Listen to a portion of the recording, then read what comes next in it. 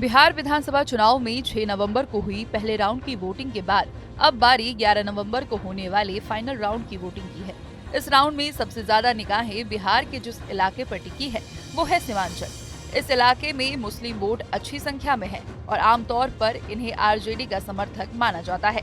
लेकिन इस बार एआईएमआईएम के सांसद असदुद्दीन ओवैसी और जन स्वराज के प्रशांत किशोर ने सीमांचल में अच्छी मेहनत की है।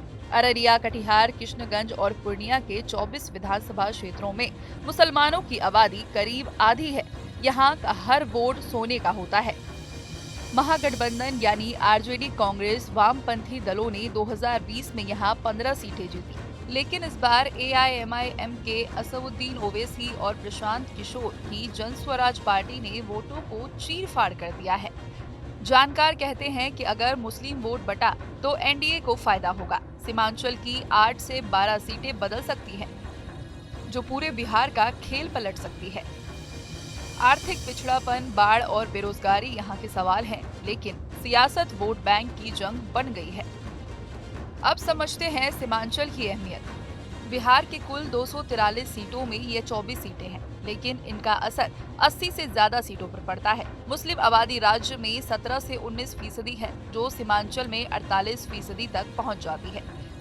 लंबे समय से ये वोट आरजेडी के साथ एमवाई मुस्लिम यादव गठजोड़ में बंधे रहे। 2020 में महागठबंधन ने यहाँ मजबूत पकड़ बनाई, लेकिन एआईएमआईएम ने 5 सीटें छीन ली, जो थी अमौर, बहादुरगंज, जोकीहाट, कोचाधमान और बेसी। इससे मुस्लिम वोट बटा और एनडीए ने करीबी मुकाबलों में फायदा उठाया।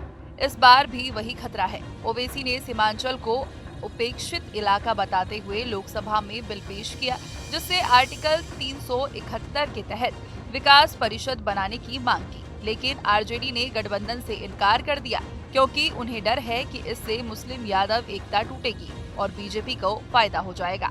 कांग्रेस भी चुप है, क्योंकि राष्ट्रीय स्तर पर बीजेपी का हमला झेलना पड़ेगा। अब आरजेडी के लिए ओवैसी की चुनौती पर नजर डालें।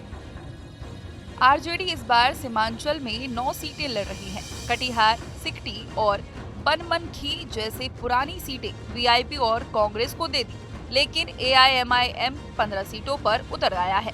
ओवैसी पूर्णिया और भागलपुर में रैलियां कर रहे हैं। ओवैसी की हर रैली में निशाने पर तेजस्वी जरूर रहते हैं।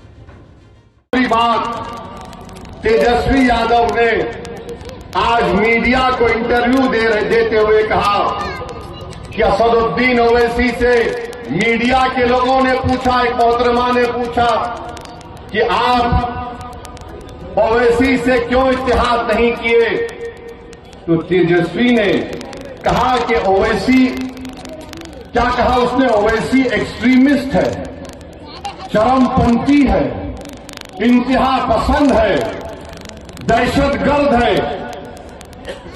आप बताइए हमको, हम तेजस्वी को बोलेंगे बाबू एक्सट्रीमिस्ट को तुम जरा अंग्रेजी में लिख के बता दो।